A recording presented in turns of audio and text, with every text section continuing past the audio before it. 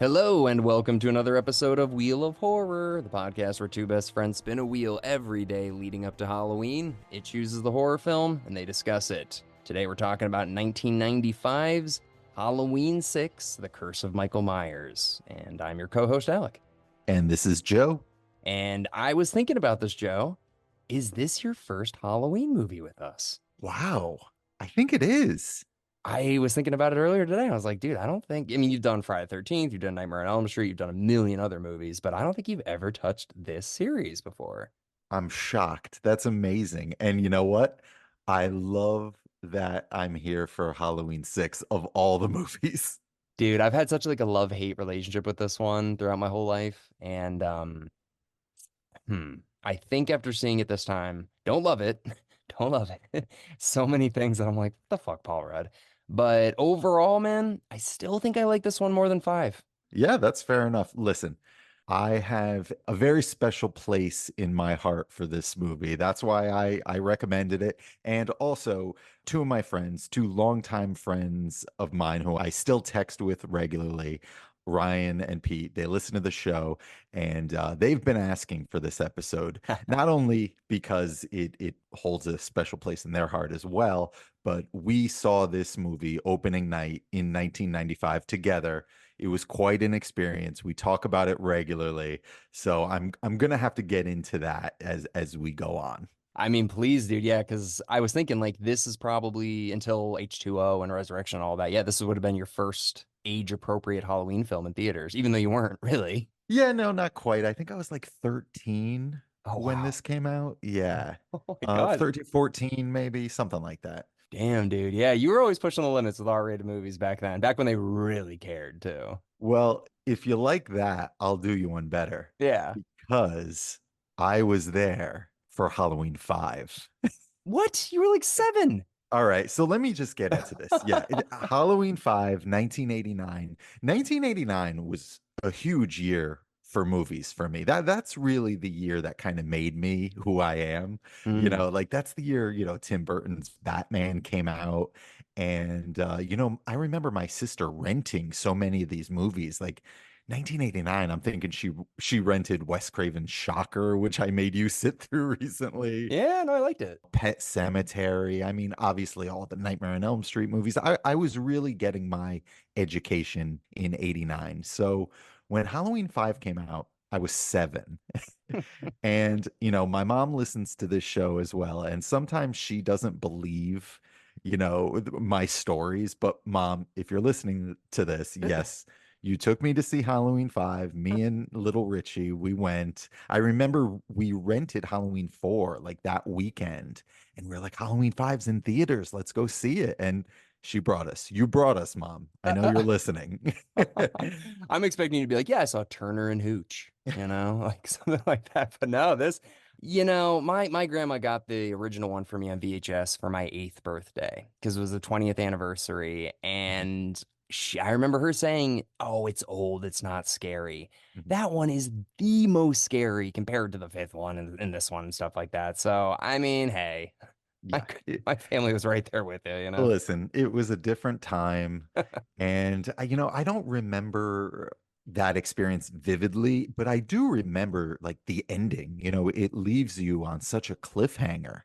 Mm. And, I became such a horror movie fanatic. I was always waiting, when are we going to hear about Halloween 6? Because it took 6 years for us to get Halloween 6. And I remember buying the VHS tape of The Crow. So that Mm. would have been in like maybe fall of 1994. And the very first trailer, the very first footage I see of Halloween 6 is Ooh. on that VHS tape. And I probably fell off my couch. Ah, And, it was full of footage that wasn't in the movie, which is very interesting. And we'll get into that. damn. And it was also called Halloween 666, the origin of Michael Myers. I'll never forget it. Whoa, so it says that on the Crow VHS you have? Absolutely. Whoa, dude, that's pretty rare. Because, yeah, they changed it. Dude, I fucking love that. Like 1995, you're a huge Halloween fan. There's no internet. There's Fangoria magazine if they're talking about this.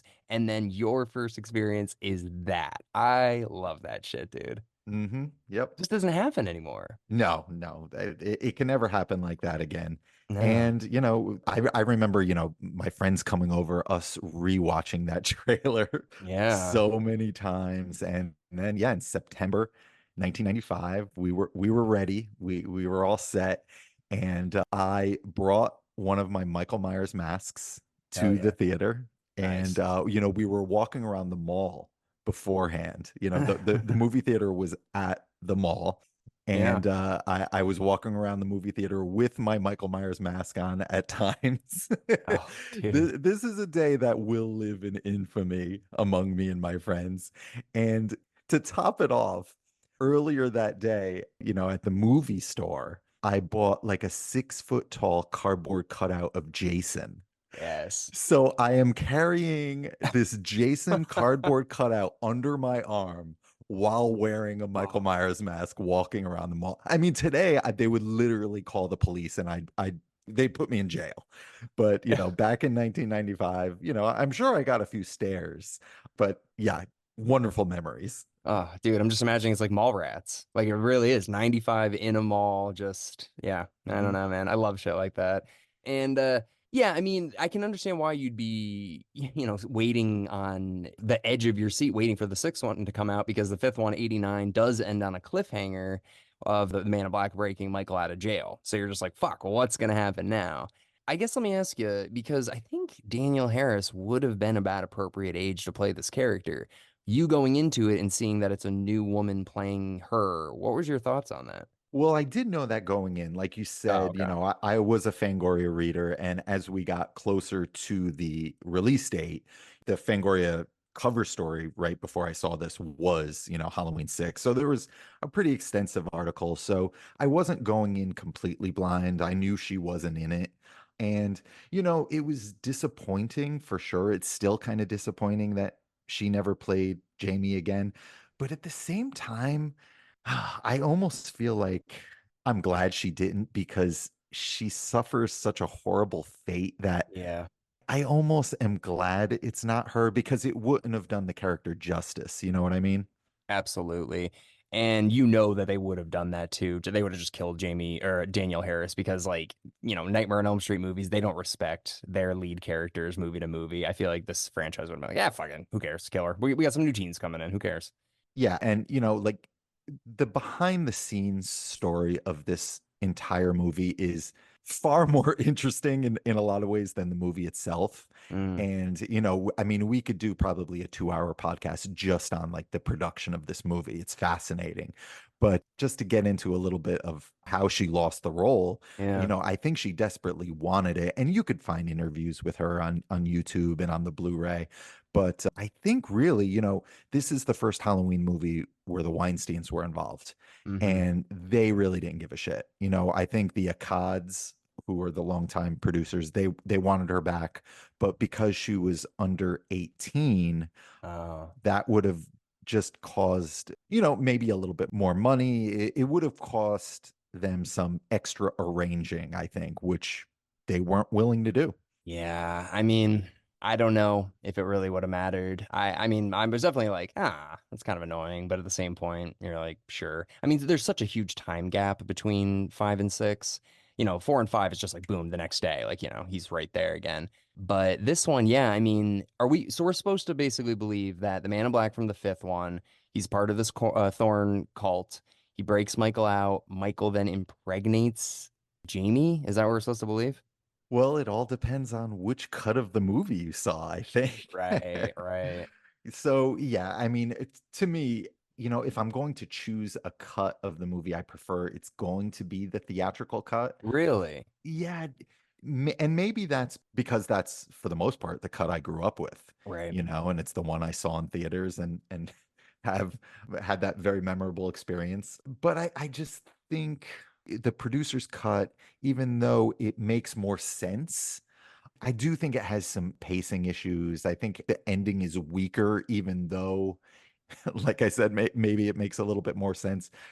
the theatrical cut, it's a hard movie to defend, and I don't know how much defending I'm going to do, but it has this mood and this atmosphere. I mean, the last 15 minutes or so are, a complete shit show. Like it was literally thrown together in reshoots at the last minute. It makes no sense. Yeah. But to me, it works as this kind of fever dream nightmare. Uh, you Yeah. know, it's Yeah.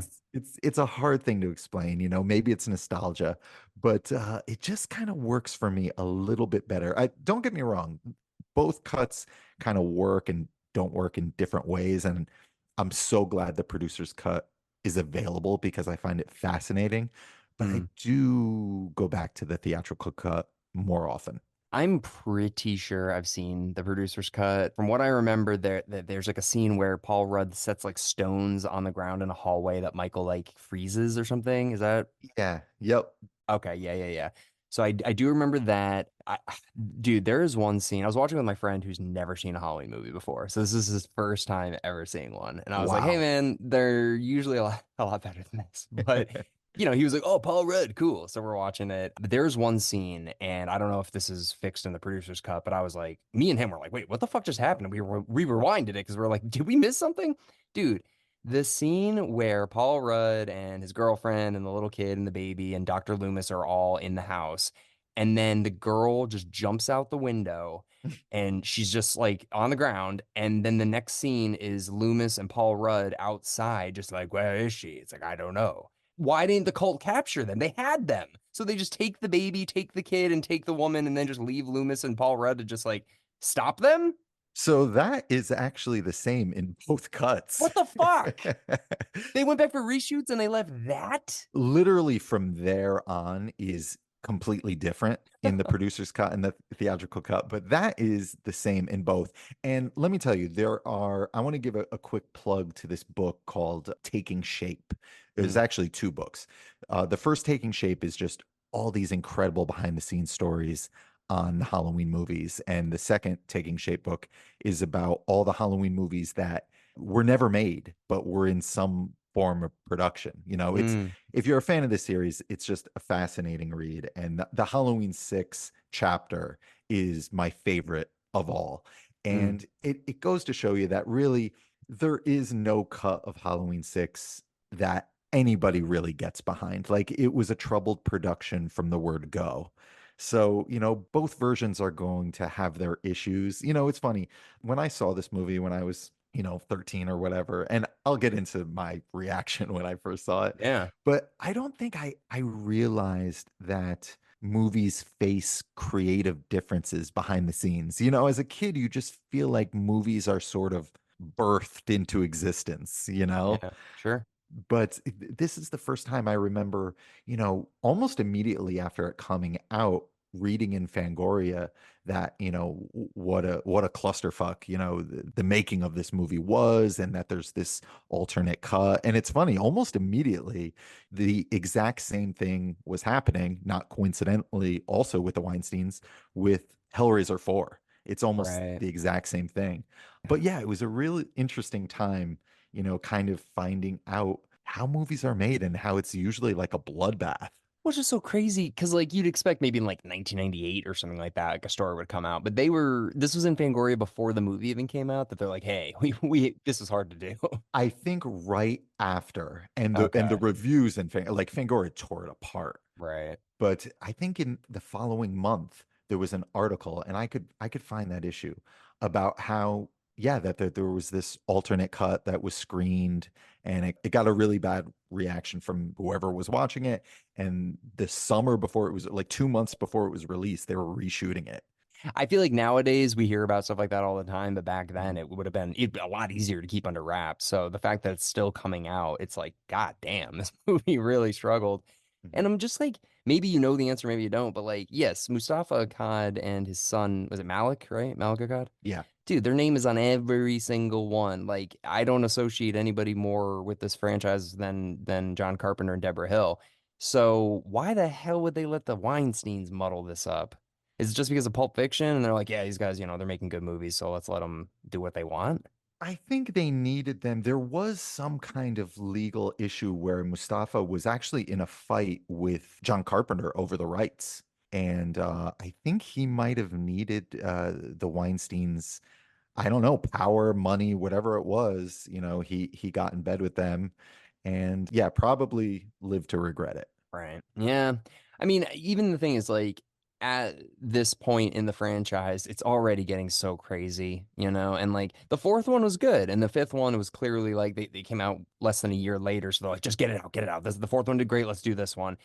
And then, they kind of slowed it down because I think they were just like, we don't like know what we're doing anymore. So the introduction of the cult and all this stuff and bringing back Tommy Doyle, like, it's good. It's good, but I just think, yeah, the plot hurts itself too much by just having these holes that don't make sense. Yeah, No, just another thing that I noticed too, like I usually would overlook stuff like this, but I don't know why I didn't in this instance. Like when Jamie is running around with the baby, none of the phones work, the power's out, all this stuff, but she's still able to get through to the radio station. She can't even get to the police, but she can call the radio station. And then yeah. and then what is Michael listening in? Because how did he know? Yes, you will get no defense from me over that, and many things, many things that happen in this movie, I cannot defend. But like I said, it's the atmosphere of this movie, it's the tone. It feels like a Halloween movie to me. It feels like fall. Yeah. Oh yeah. And a lot of the movies in this series really don't. And I mean, many of them were shot in Southern California. You Yeah. know, so there's that, but also there's just things I appreciate, and I appreciate them in maybe not so much execution, but it was a worthy effort. Like I respect them for trying to follow up Halloween 5. Like Yeah. you see so many sequels today that kind of just disregard other sequels. I mean, there are movies in this series that completely disregard other movies in this series. So Right. I give them credit for trying to connect all these dots, Mm.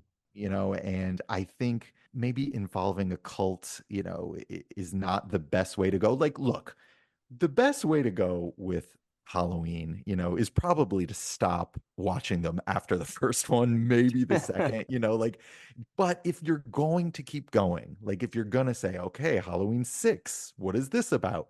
Kind of going back to the origins of the holiday. And I'm not saying they did it well, but kind of doing what honestly Halloween 3 did, kind of, trying to bring the actual origin of the Celtic holiday, trying to mix that with the Michael Myers myth. I think that's interesting. And I think there would have been a good, interesting movie in here somewhere if, they had the time and the money and the patience. Yeah, I think you're right. Because like if this got remade today, like I feel like it'd be a lot better. Just take like the idea of it and then just yeah, like make it make sense. And I think you're right though. I mean, I do think that they bring back Tommy Doyle. They're like, oh, people like him. He's from the original one. And then also like Smith's Grove kind of always have been this cult. And Michael has a purpose for why he killed his sister and everything like that. And it kind of does justify how he knows how to drive and how he knows how to do like anything, you And know? I think, yeah, I mean, do you know that Dr. Wynn it wasn't the same actor, but the character was in the first movie? Yes, he's walking around and Dr. Loomis goes like, well, somebody around him must have taught him or whatever. And that's that guy. It's almost like he accuses him. So Right. I think that's like kind of really cool that Yeah. you could go back to that first movie and whoa, these seeds were planted. I mean, the guy who wrote this movie, Daniel Farrens, I think is his name, he was just a huge fan of the series, obviously. And there were little bits of this in the Halloween novelization, which I own, that came out in the 70s. I Mm. remember cracking that open. I found it in a used bookstore shortly after this movie came out. And the first chapter is all this like Samhain, like druid cults. Like he obviously took inspiration from that. So this guy is taking inspiration from some deep cuts, which I really appreciate. Well, I guess back to what you were just saying then, like maybe they should have leaned into the cult from part three or whatever more and bring them and it'd be like, no, like 100% these are the exact same cults and it's all kind of connected. Like I don't remember what the cult was called in three. I know they're like a shamrock, company or whatever, and they're from Ireland and they're in Northern California, but like I don't know. It's funny. I remember having that conversation with my friends before we saw it, we thought maybe there would be a connection to Halloween 3. But Mm, if you remember, Halloween, the first Halloween, John Carpenter's Halloween, is seen on a TV in right. Halloween 3. So Yeah. they exist in different universes. Yeah, but yeah. But then in Halloween Kills, they got the kids with the masks. All right, whatever. Yeah, you're right. I can overlook like the aesthetics and some of the things not connecting and see that there are little tidbits of treasure like hidden in this movie. Yeah. And that's what keeps me coming back, because it certainly isn't the story. I mean, it's that, and it's my fond memories. I could never in good conscience recommend this movie to anybody, but for me, it'll always hold a special place in my heart. I remember, vividly when Michael appears, he comes out of darkness right before he kills that nurse, right before he like impales her head against the wall. Do you know the moment I'm talking about? Yeah, I thought she was like on his side. I thought she's like, yeah, I'm part of the cult. I think she is, but for whatever reason, but one of many questions in this movie, she, has sympathy for Jamie and helps her escape. But that moment when Michael kills that nurse, Hmm. I remember the crowd erupting in applause, and Wow. I will never forget it. And just to give you an idea, because this was just a wild theater going experience. The ending, which we could talk more about, but the very last shot of the pumpkin right before we smash cut to black, I Hmm. remember the crowd erupting in boos. Oh, It was quite an experience. damn. I rarely see a movie where people boo. Like, rarely. Yeah, it was a very lively, like Friday night crowd. Damn. Yeah. I mean, I can see, I guess, why people would kind of, as the movie's going on, like wane in interest. Hmm. But I guess, I mean, like a question, I don't know if you really have the answer to this, but, in the beginning, there's so much exposition, like the radio is playing amongst everyone, the same radio station. They're only talking about Michael Myers. There's newspaper clippings and all this stuff. How long do you think between 5 and 6 in the timeline has it been? I mean, it's got to be at least like 5 years at least because Jamie's old, but I mean, what do you think? Yeah, it is. It's supposed to be 1995, so it's Oh, okay. 6 years. Yeah, I mean, the Halloween series is actually pretty good with the movie takes place in the year it was released. It's not like the Friday the 13th movies where it's like 5 years have passed when only in real time 1 year has passed. Right. Okay, so I guess that makes more sense, but I'm just like wondering, like, where's Tommy been the whole time? Like, he lives next door. He's this like creepy loner. Like, I don't know. I kind of like the Tommy Doyle version, the Anthony Michael Hall version better. I like Paul Mhm. Rudd. Like, he's a great actor, but I hated him in this, man. Every choice he made was so bizarre. Yeah. Yeah, he's definitely weird. And some of his line deliveries, and there's a hilarious shot of the teenagers driving by his house, and he's just staring out his Yeah. window at Dude, them. I'm laughing out loud. I'm like, what is he doing? Like, and they're all just like, oh, he's a little weird. I'm like, that's like really weird. And he's got the camera set up in that girl, like facing that girl's bedroom as she's changing. I'm like, dude, what? That's not for Michael research, Paul Rudd. You're looking at her changing, dude.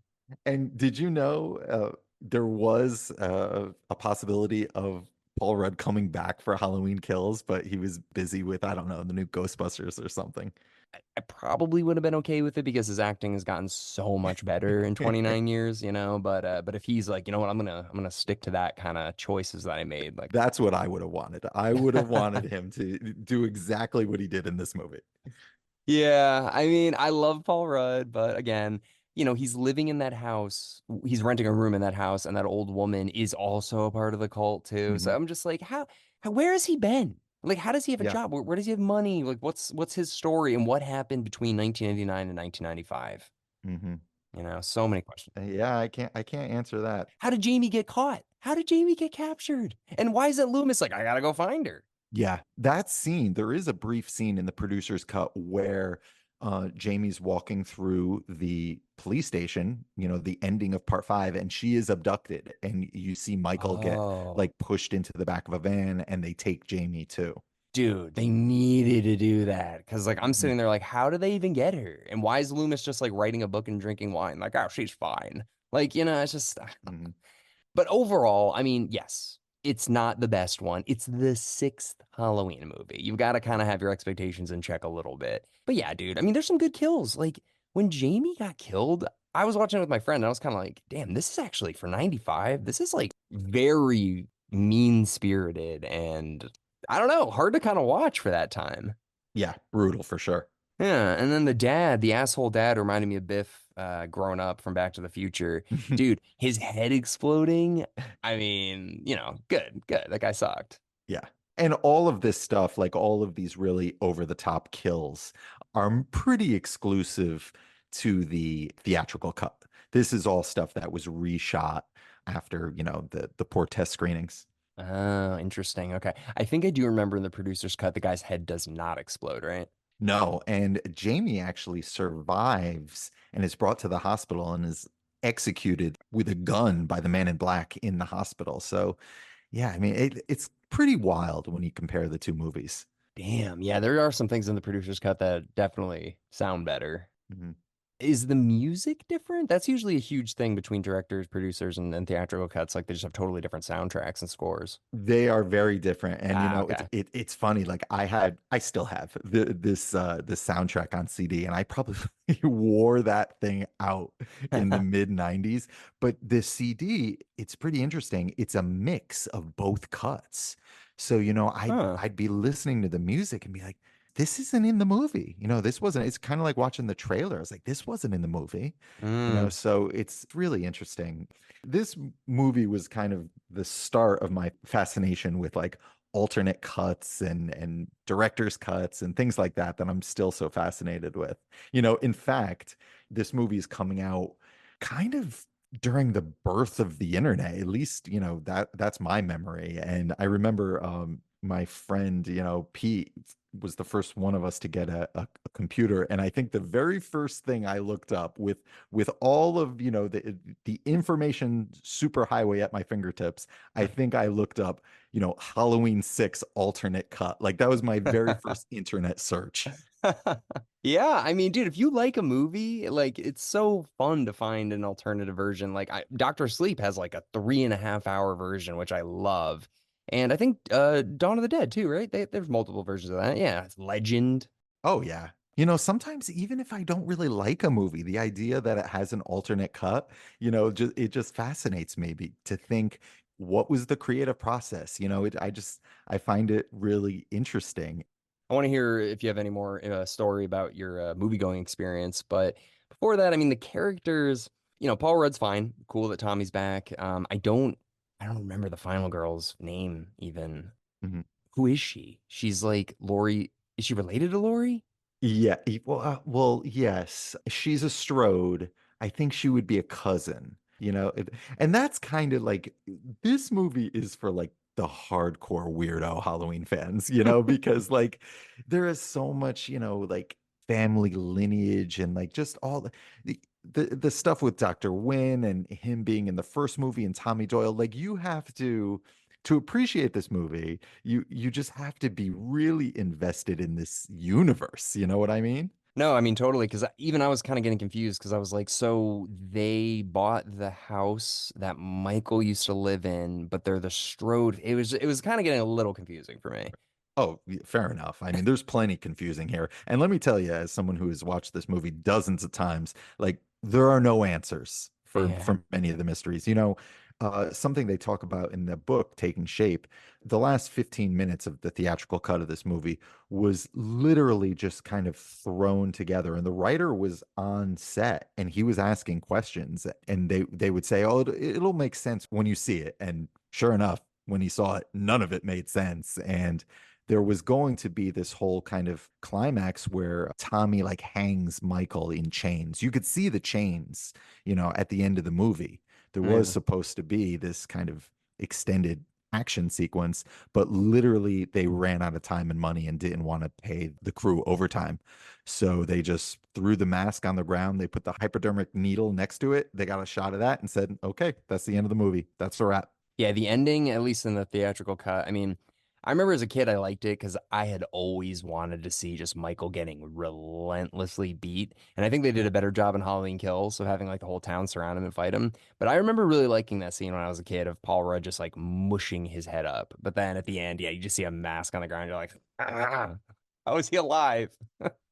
So going back to my theatrical experience, I Yes. remember I think I lost my mask or something at one point. I think maybe one of my No. friends had it. I was looking for it. So and it was right around the kind of chase at the end. It was during the climax and I was distracted.